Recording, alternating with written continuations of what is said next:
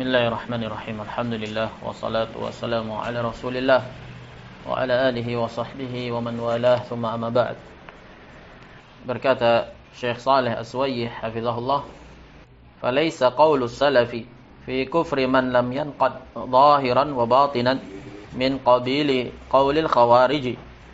Masih berkaitan dengan sanggahan terhadap tuduhan dan dakwaan bahwasanya pemikiran, penetapan amalan sebagai satu kesatuan bagian dari iman, dan bahwasanya siapa yang tidak merealisasikan, mewujudkan amalan lahiriah secara keseluruhan, kafir, teranggap sebagai pendapatnya dan pemikirannya al-khawarij.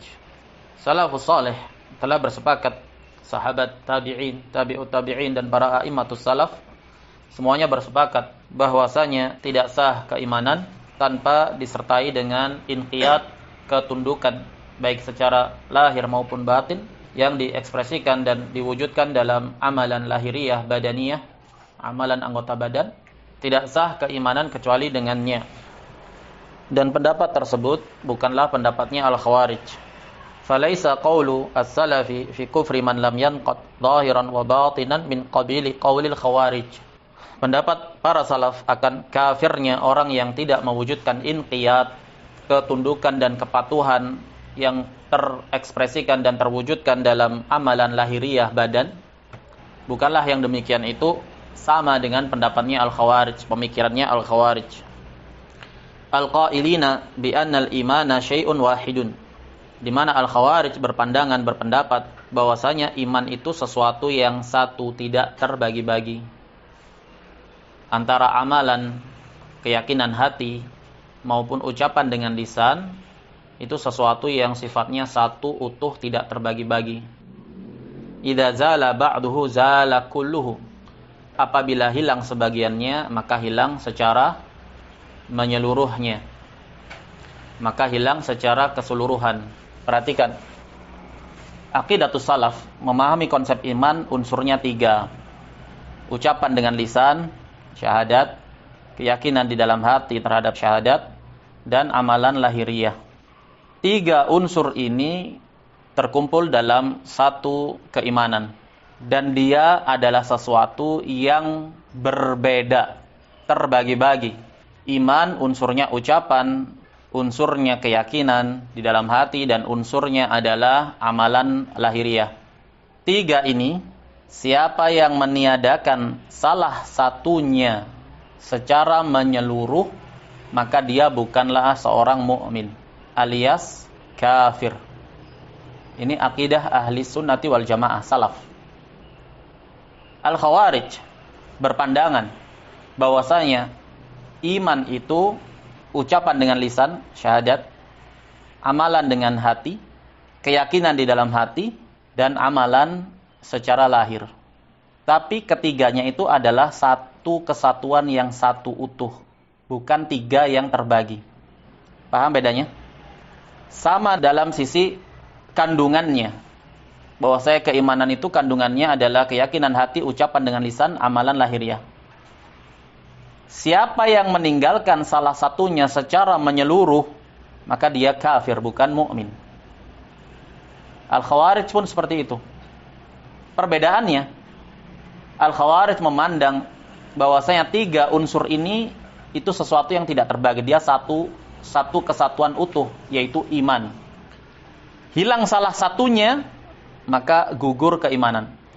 Ahli sunnati wal jamaah menganggap 3 unsur ini adalah 3 bagian yang berbeda, bagian yang tersendiri, di mana ketiganya itu terkumpul dalam satu kesatuan himpunan, yaitu iman.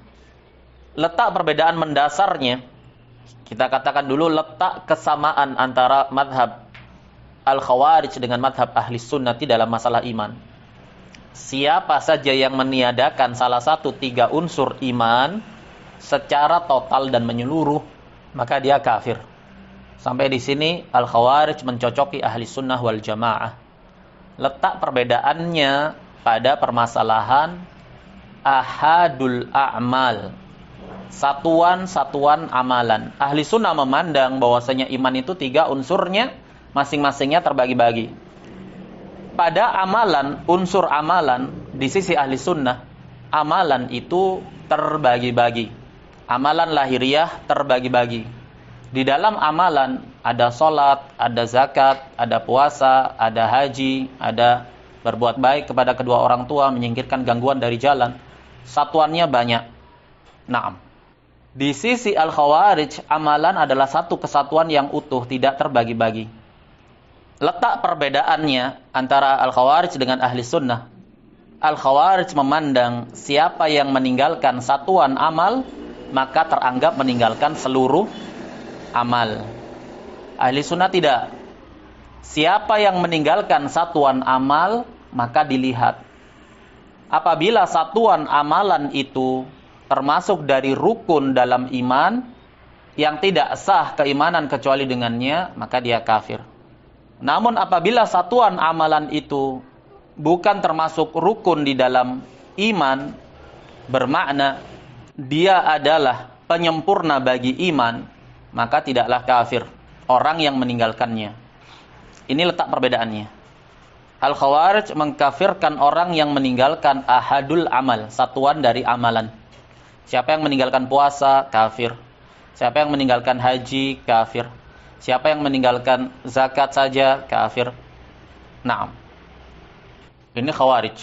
Kalau ahlu sunnah wal jamaah, siapa yang meninggalkan amalan secara keseluruhan, maka dia kafir. Yang tidak, maka dilihat. Kalau satuan amalan itu konsekuensinya datang dalil secara spesifik akan kekafiran pelakunya, maka dia dikatakan kafir. Jika tidak, maka tidak. Ini perbedaan mendasar ahli sunnah wal jamaah. Makanya disebutkan di sini, pendapat salaf akan kafirnya orang yang tidak mewujudkan inqiyad, ketundukan dan kepatuhan yang terwujudkan, terekspresikan dalam amalan lahiriah, ini tidak sama dengan pendapatnya Khawarij yang mengkafirkan orang yang meninggalkan, tidak mengekspresikan bentuk kepatuhan pada satuan amalan. Karena Al-Khawarij berpandangan iman itu satu yang satu. Apabila salah satunya hilang, satuan amalan itu hilang, hilang seluruh iman. Kama yaz'umu ba'dhu man talabbasa bil irja'i fi asrina. Sebagaimana persangkaan sebagian orang yang terkontaminasi oleh pemikiran irja' di masa kita ini, tazwiran. Mereka ada-adakan manipulasi kedustaan atas nama ahli sunnah, dan mereka melakukan tadlisan, kamuflase, wa tahrifan, penyelewengan. Disamakan madhab salaf dengan madhabnya Al-Khawarij. Padahal madhab salaf itu mengkafirkan orang yang meninggalkan seluruh amalan, jinsul amal. Sementara madhab Al-Khawarij mengkafirkan orang yang meninggalkan satuan amalan. Di sisi ahli sunnah, amalan-amalan itu terbagi-bagi. Ada yang kalau ditinggalkan kafir, ada yang kalau ditinggalkan tidak kafir, tapi berdosa dengan dosa yang sangat besar, macam-macam. Ketika terjadi satu titik pertemuan pada pengkafiran terhadap satuan amalan, maka permasalahan ini ditunggangi dengan menuduhkan ahli sunnah sebagai Al-Khawarij. Contohnya misalkan, ahli sunnah mengkafirkan orang yang meninggalkan sholat. Sholat termasuk satuan amalan. Al-Khawarij mengkafirkan orang yang meninggalkan satuan amalan. Kalau begitu, kesimpulannya orang yang mengkafirkan seseorang yang meninggalkan satuan amalan berarti madhabnya madhab Al-Khawarij. Bisa dicerna. Dituduhkanlah ahli sunnah, naam, di atas madhab Al-Khawarij. Makanya dikatakan Al-Hanabilah, madhab Hanabilah yang sampai detik ini senantiasa berfatwa akan kafirnya orang yang meninggalkan sholat, dikatakan syabih bil Khawarij, menyerupai Al-Khawarij, sebagaimana didakwakan oleh Syekh Al-Albani. Naam. Orang yang meninggalkan amalan secara keseluruhan, apabila dihukumi kekafiran, maka orang yang menghukumi sama halnya dengan Al-Khawarij. Ini dakwaan yang dituduhkan. Padahal berbeda konsep amalan di sisi salaf dan di sisi Al-Khawarij.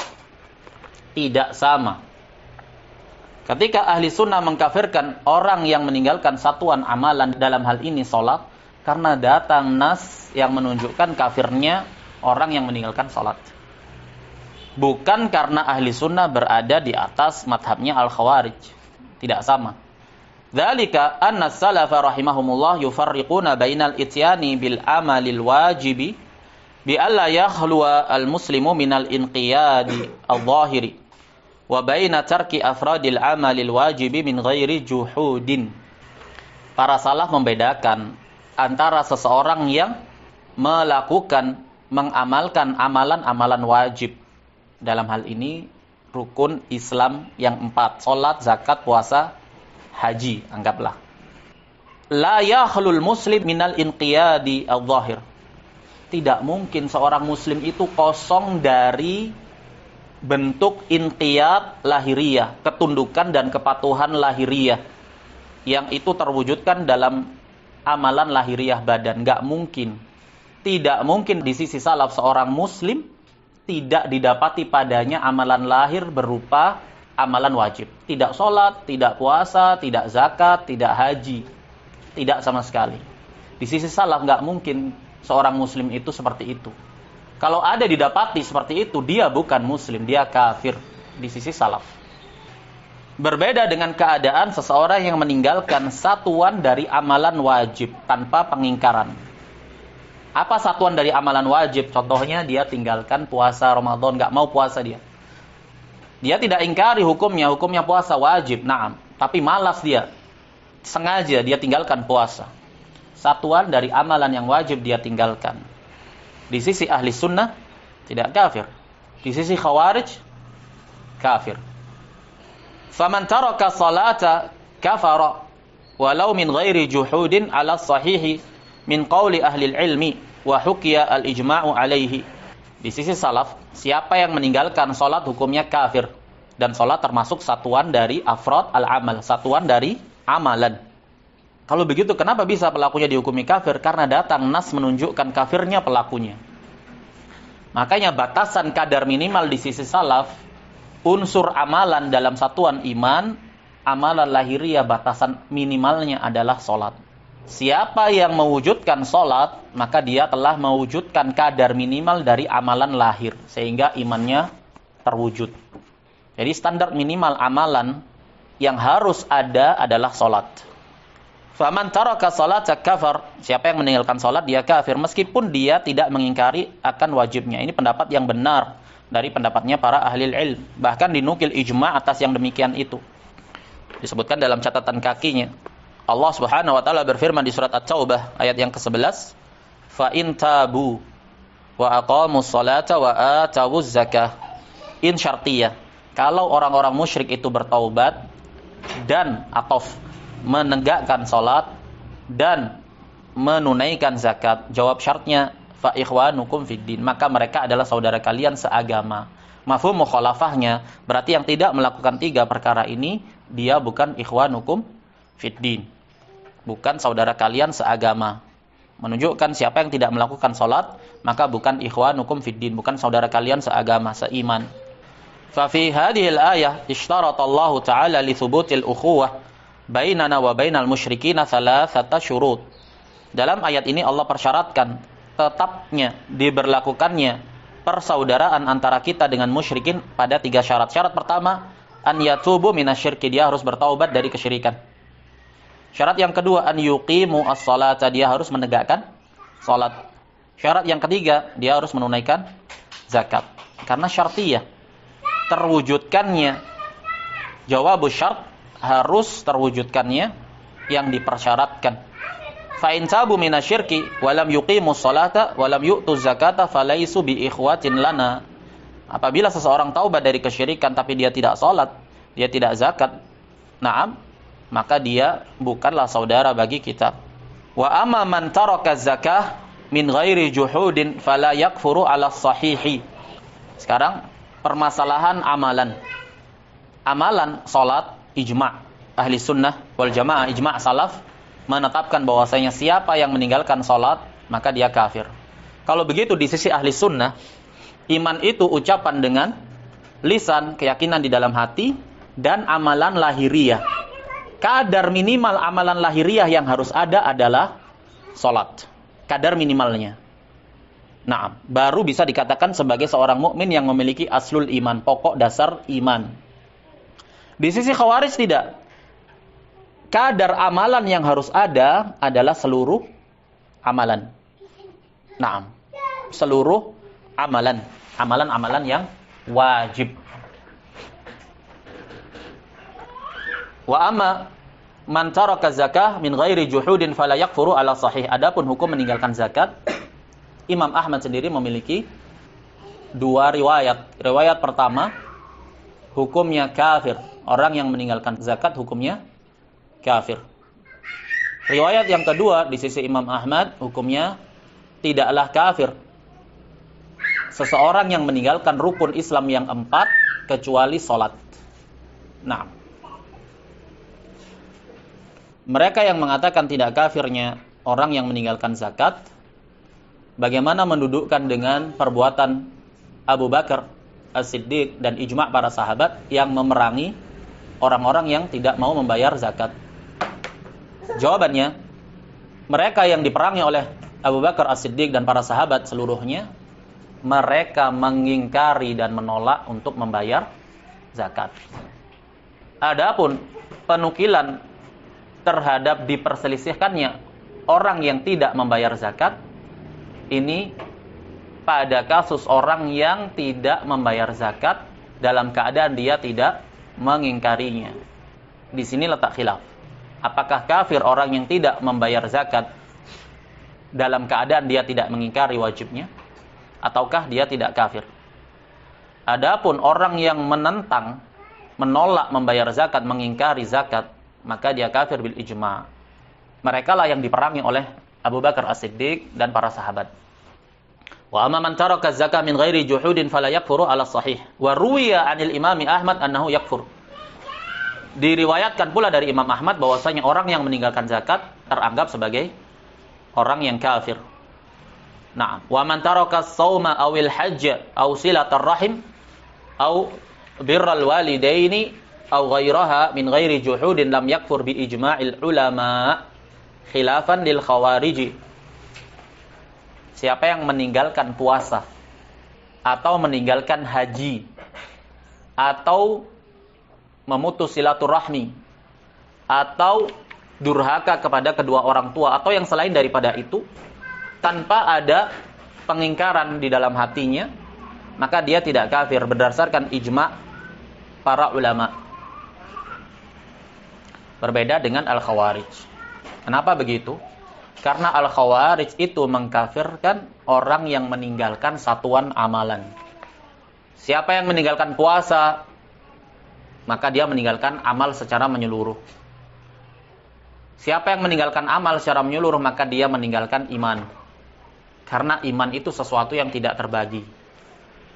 Satu kesatuan utuh. Sebagiannya hilang, hilang seluruhnya. Adapun ahlu sunnah tidak. Ahlu sunnah memandang siapa yang meninggalkan satuan amalan, siapa yang meninggalkan satuan amalan selain sholat, maka tidaklah kafir.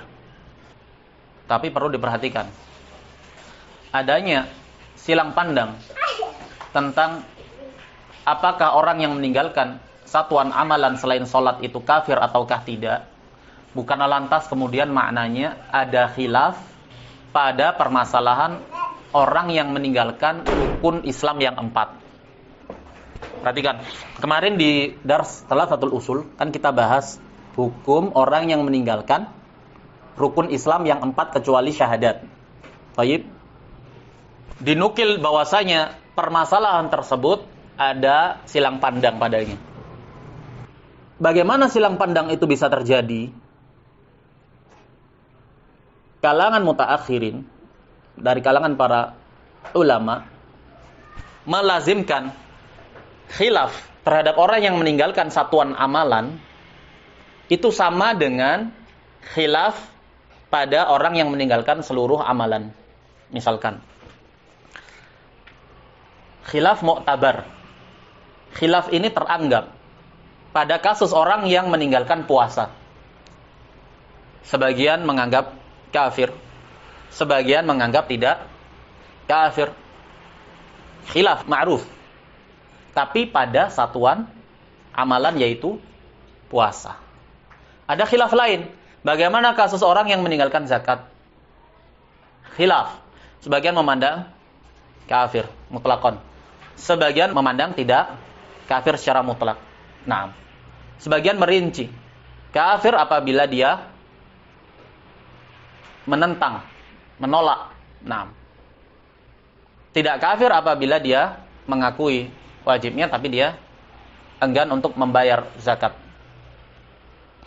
Khilaf dalam permasalahan zakat. Ada khilaf lagi dalam permasalahan puasa. Masalah haji. Apakah kafir orang yang meninggalkan haji? Khilaf. Sebagian mengatakan kafir. Sebagian menyatakan tidak kafir. Ini masalah yang berdiri sendiri nih. Khilaf pada masalah puasa sendiri. Nanti ada kasus lain khilaf pada masalah zakat sendiri. Nanti ada kasus lain khilaf pada masalah haji sendiri. Kasus yang sendiri-sendiri berdirinya. Kemudian disimpulkan kalau begitu terjadi khilaf pada kasus orang yang meninggalkan rukun Islam yang 4.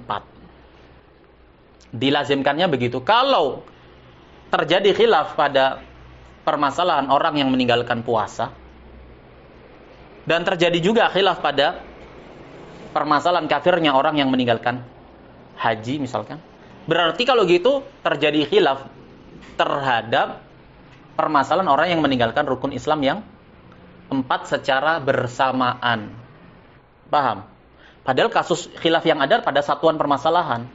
Tidak melazimkan, berarti kalau gitu mereka yang berselisih pandang dalam permasalahan kafirnya orang yang tidak puasa misalkan. Mereka yang merojehkan bahwa orang yang meninggalkan puasa itu tidak kafir. Apakah lazimnya pada kasus orang yang meninggalkan 4 rukun Islam maka tidak kafir juga? Jawabannya enggak.